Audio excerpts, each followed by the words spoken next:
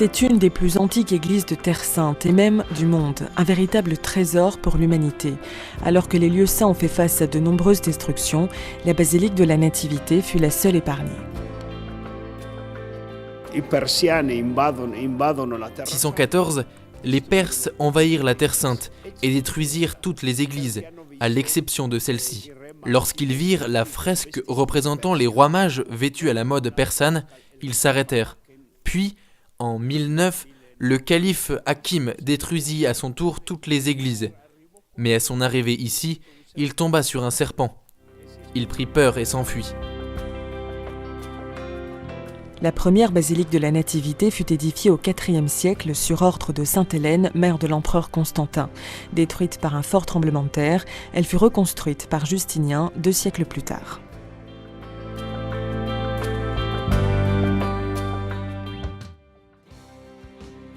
À l'époque des croisades, entre le XIe et le XIIe siècle, les murs furent décorés de mosaïques faites d'or et de nacre. La porte d'entrée fut réduite afin d'éviter que les Turcs n'y entrent avec leurs chevaux. Cette porte de l'humilité fait également référence au respect dû à ce lieu saint.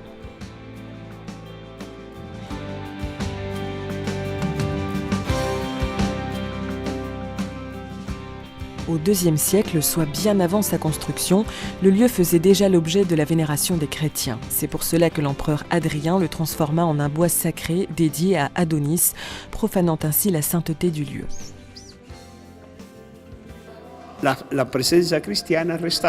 La présence chrétienne continuait.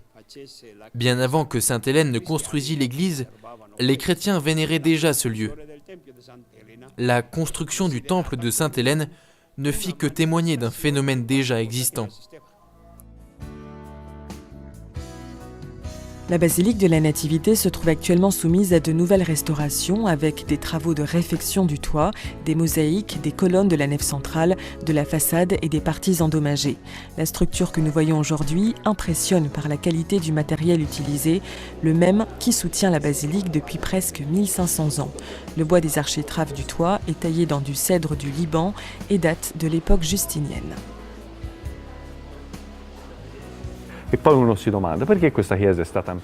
C'est la question que nous nous posons. Comment cette église a-t-elle pu résister pendant plus de 1500 ans, supportant des séismes qui ont détruit pratiquement toute la Palestine? Qui peut savoir? Peut-être fut-elle conçue et bâtie de manière spéciale. Oui, d'un point de vue technique, c'est une merveille. En juillet 2016, les restaurateurs ont découvert la mosaïque d'un ange caché pendant des siècles sous une couche de plâtre.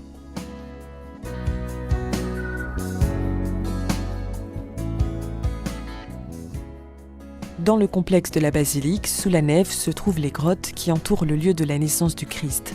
Elles sont dédiées à Saint Joseph, aux Saints Innocents et à Saint Jérôme, lequel y passa plus de 30 ans à traduire la Bible.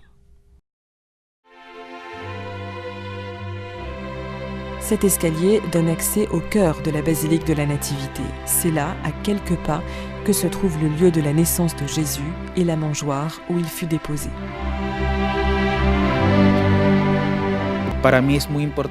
C'est très important pour moi de célébrer le mystère de l'incarnation du Fils de Dieu, qui a pris chair ici.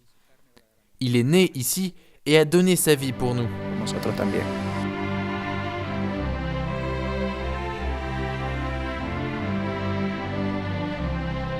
La grotte de la Nativité et la mangeoire conservent les restes archéologiques du lieu où Jésus passa les premiers instants de sa vie. Ce sont les signes tangibles qui renforcent ce qui ne peut se voir, la foi dans le Fils de Dieu.